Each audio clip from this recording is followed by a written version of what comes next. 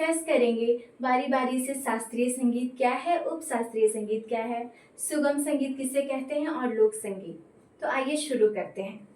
सबसे पहले मैं डिस्कस करना चाहती हूँ शास्त्रीय संगीत के बारे में, क्योंकि शास्त्रीय संगीत केवल संगीत का एक प्रकार ही नहीं बल्कि इंडियन क्लासिकल म्यूज़िक का बेस कहा जाता है। हमारे भारतीय संगीत का बेस कहा जाता है, नींव कहा जाता है, क्योंकि संगीत इस पे ही आधारित है। भले ही लोग बहुत अच्छा गा सकते हैं बिना शास्त्रीय संगीत सीखे, लेकिन जो गुरु शिष्य परंपरा है वो हमें शास्त्रीय संगीत सीखने के बाद ही आती है।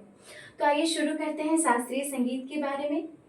शास्त्रीय संगीत में हमें कठोर नियमों का पालन करना पड़ता है, जैसे कि इसमें बहुत सी तपस्या करनी पड़ती है, हमें विशेष तरीके से हमें इसकी साधना करनी पड़ती है।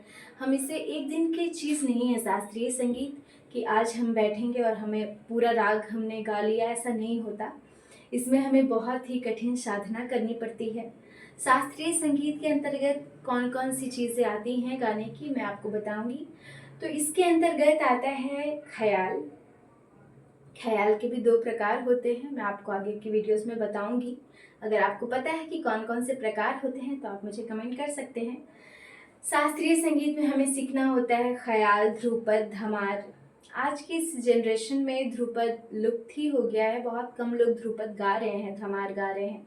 ख्याल का प्रचलन बहुत ज़्यादा बढ़ गया है, तो ज़्यादा अधिकतर लोग संगीत में ख्याल को गा रहे हैं, शास्त्रीय संगीत में खासकर। तो आइए शुरू करते हैं उपशास्त्रीय के बारे में। अभी हमने बताया आपको शास्त्रीय संगीत के बारे में, अब मैं आ रही हूँ उपशास्त्रीय संगीत के बारे में। उपशास्त्रीय संगीत में हम थोड़ा चेंजमेंट कर सकते हैं खुद से। इसके डेफिनेशन कुछ इस प्रकार है। इसमें शास्त्रीय संगीत और लोक संगीत का मिश्रित रूप हमें देखने को मिलता है। जैसे शास्त्रीय संगीत में अधिकतर तान की बहुत ही प्रधानता होती है, आकार में हम तान करते हैं, सारे गा मा पा धा नी सा सरगम को करते हैं। तो उपशास्त्रीय संगीत हम इसे ऐसे डिफाइन कर सकते हैं कि जिसमें हम तान और आलाप को लगाते हैं, वैसे गानों को हम उपशास्त्रीय संगीत के रूप में रख सकते हैं। मैं आपको बहुत ही आसान तरीके से समझाने की कोशिश कर रही हूँ, क्योंकि हो सकता है डेफिनेशन आप पढ़ते भी होंगे बट आपको समझ नहीं आ पाता होगा, इसलिए मैं बहुत ही कम भाषा में समझा रही हूँ आपको। उपशास्त्रीय संगीत किसे कह सकते हैं आपने अभी समझा, जिसमें आलाप और सरगम होता है। मेरे गुरुजी ने कुछ इस तरीके से मुझे समझाया था, जिसमें आलाप और सरगम होता है। जैसे कि आप लोगों ने गाना सुना होगा, मेरे ढोलना सुन। इस गाने में बहुत तरीके के सरगम लगे हैं, तो ये किस तरीके का गाना हो गया? क्या इसे हम सुगम संगीत बोल सकते हैं, सुगम संगीत वाला गाना बोल सकते हैं, या लोक संगीत या फिर शास्त्रीय संगीत? नहीं, इसे हम उपशास्त्रीय संगीत में रख सकते हैं, क्योंकि इसमें बहुत सारे सरगम का यूज़ हुआ है। ये थोड़ा कठिन है, लेकिन ये थोड़ा शास्त्रीय से अलग है और उपशास्त्रीय में इसे हम रख सकते हैं। आई होप कि आप समझ गए होंगे।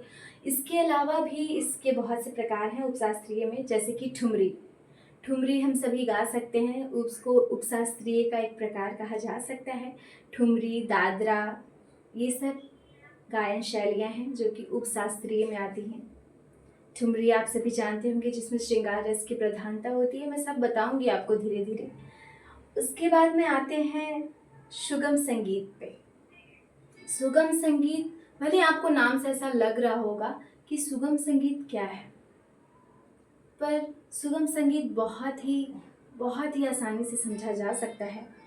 सुगम संगीत हम डेली गाते हैं, डेली हमारे प्रतिदिन की क्रिया में इसे शामिल कर चुके हैं। जैसे कि भजन, हम सभी सुबह उठते हैं, भजन सुनते हैं, भगवान, जिसमें भगवान की चर्चा होती है उसे भजन कहते हैं। भजन, गज़ल, जिसमें श्रृंगार की प्रधानता होती है वो गज़ल कहलाता है। और फिल्मी गीत सुगम संगीत के अंतर्गत भजन, गज़ल और फिल्मी गीत आता है। जैसे कि फिल्मी गीत में सेमी क्लासिकल फिल्मी गीत नहीं, उपशास्त्रीय नहीं, ये सुगम यानी कि लाइट म्यूज़िक, जिसमें कोई आलाप नहीं, कोई म्यूज़िक नहीं, बहुत ही सरल भाषा में गाया हुआ, जैसे भजन हो गया, मैंने बताया अभी आपको, सुबह सुबह हम भजन सुनते हैं। तो आइए अब हम चर्चा करते हैं लोक संगीत के बारे में। लोक संगीत किसे कहते हैं? हमारी क्षेत्रीय भाषा को लोक संगीत में, गाने को लोक संगीत कहा जा सकता है। जैसे क्षेत्रीय भाषा में किसी गीत को हम गाते हैं तो वो क्या है? लोक संगीत है। जैसे कि छठ पूजा के गीत, आप सभी सुनते होंगे छठ पूजा के जब समय आता है तो जगह जगह पे हमारे गीत बजते रहती है, जैसे कांच ही बांस के बहंगिया बहंगी लचकत जाए। तो ये किस तरह के गीत हो गया, ये हमारा लोक संगीत के अंतर्गत आता है। जैसे होली, पनिया लाल लाल ए गौरा हमरो के चाही। इस तरीके का जो गीत है वो लोक संगीत में आता है, जो अपने अपने क्षेत्रीय भाषा में गाई जाती है। और मुझे लगता है कि आप सभी तो आज के वीडियो के लिए बस इतना ही। मिलते हैं अगले वीडियो में कुछ नई चीज़ों के साथ। धन्यवाद।